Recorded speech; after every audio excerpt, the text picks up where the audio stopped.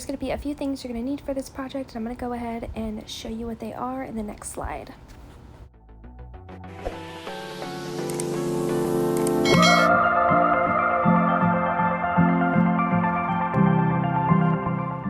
Sculpey Primo in white and translucent, liquid Sculpey in Bacon Bond. Here are some tools that you're going to need: a roller, tissue blade, X-Acto knife, and some texture tools as well. Alright you guys, next step is to mush the Primo white clay to a nice consistency. Run it through my Lucy clay machine anywhere from 20 to 40 times until I have all the air bubbles out. I have a nice flat consistency for my cutters to go through them. I get so many questions if the Lucy clay machine is worth the investment, and to me, you guys, she absolutely is. I love my Lucy clay machine because you can make the settings a lot thicker than you can on a regular pasta machine. So for me, it was definitely worth the investment. Now that I have the clay the consistency I want, there's no air bubbles, I'm just rolling it flat on a nice piece of tile that I got at Home Depot for like $1 or so. There I'm putting baking soda on the tile for my cutters. I'm going to show you how I use this to my advantage so that way my cutters do not get stuck or pull the clay up. It just helps get a nice, smooth, clean cut. And there is the topper for the cutter. I'm going to put it in the baking powder as well and get another cut in. Look at that cut, you guys. It is beautiful. Nothing is getting stuck. We're going to roll this into a nice little ball and use it for later. So now you're going to see me wiping and also spraying water on top of the earrings just to make sure that I'm getting all of the debris or baking soda off of the earrings. I want a nice, clean, crisp surface. That way when we apply the liquid Sculpey and Bacon Bond, everything will stick and adhere perfectly. Now you see me using my tissue blade and just making sure it's super smooth. There's nothing left on the earrings. It's just a nice prep for what's to come next.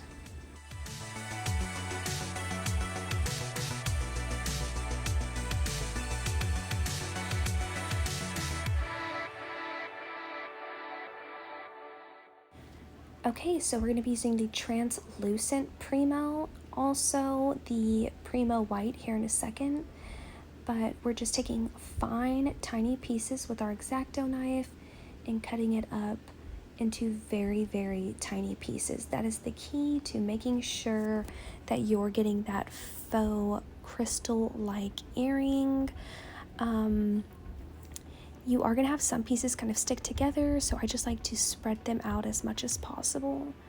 Now we're going in with the white Primo and doing the same exact thing. You can mix these together if you'd like, just to make sure you have a nice even blend when you're putting these pieces on top of the earrings.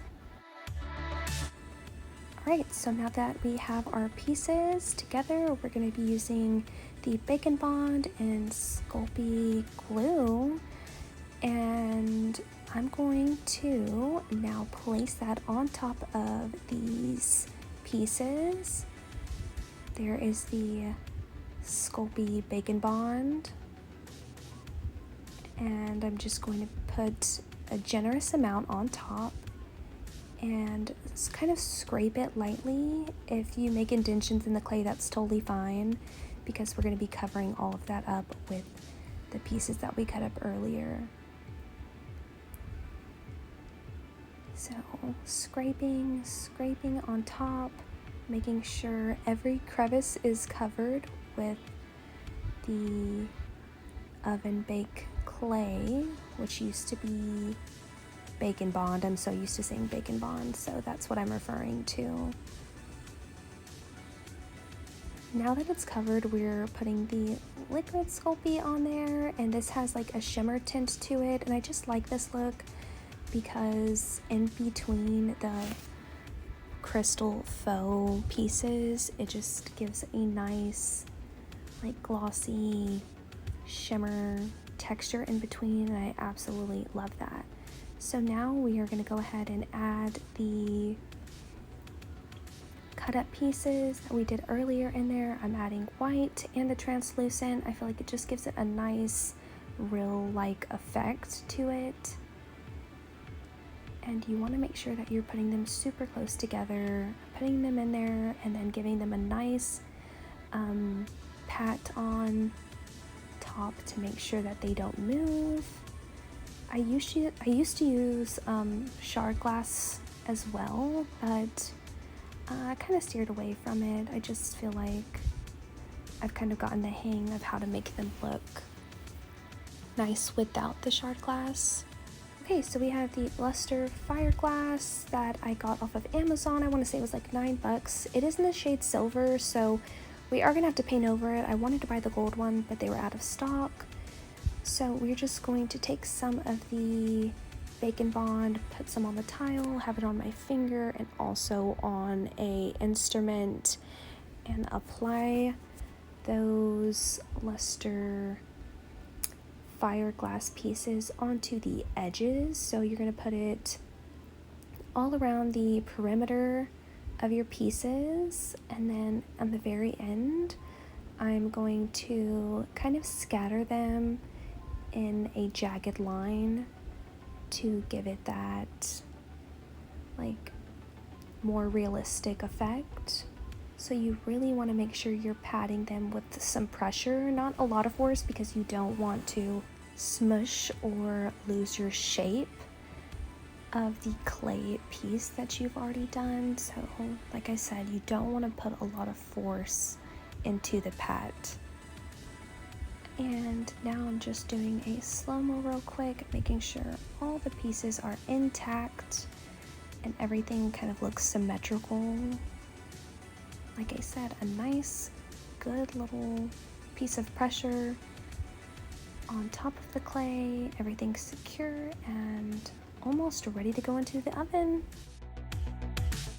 So we're now going to use the tissue blade and just get them off of the tile.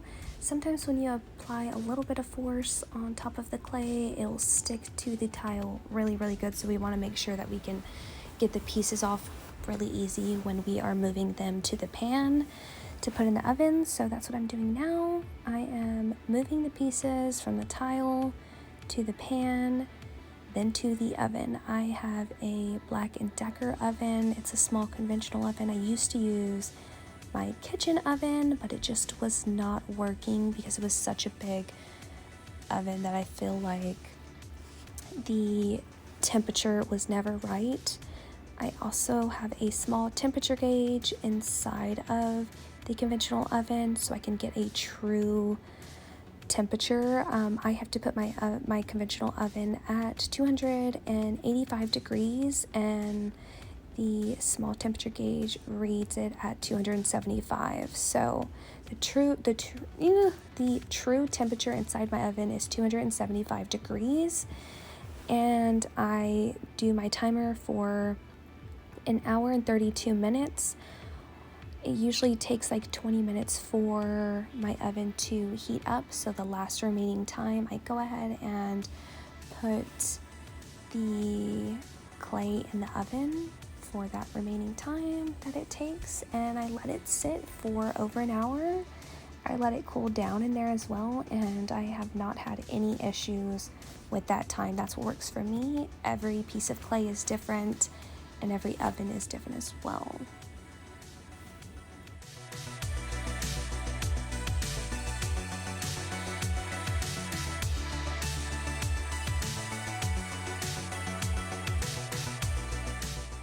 So I love folk art and deco art, and I don't know the actual shades, but they're the gold shades. I just got them from Hobby Lobby, and I like to mix these two because one is like an antique gold and one is that true like yellow gold shade. So I'm just applying these around the perimeter and also in the center where we have that shard at, and I am leaving some of the pieces silver just to give it that realistic effect. And now we have these glitter pieces and also the triple thick topping. The consistency is very, very thick, so I'm just taking a small amount and applying that on top of the earrings, so that way the glitter, the opal glitter, can stick to it. And I like to use the opal glitter because I feel like it gives it that true crystal-like effect. So now that I have a thin layer on, I'm just going to take it with my fingers, the glitter, and just apply it on top of the earring and pressing it down just to make sure that it sticks. I have my fan turned on so that way the drying time is super fast for the gloss that we applied. Now that I feel like I have the glitter in the placement that I like, I'm going to go ahead and do a thicker coat of the triple thick glaze. And some people like to use resin. I do love to use resin, but sometimes I like to opt out of using resin just because it is really dangerous and really harsh if you're not using the proper PPEs for it. So yeah, I like to use the glaze instead. I'll opt out sometimes of using that. Now I'm using a really cheap drill that I got off of Amazon for like $10, and I'm drilling through the back, if you haven't noticed, of the earrings, just because the shard on top, it makes it really hard to drill through there. So we are using size 7 jump rings.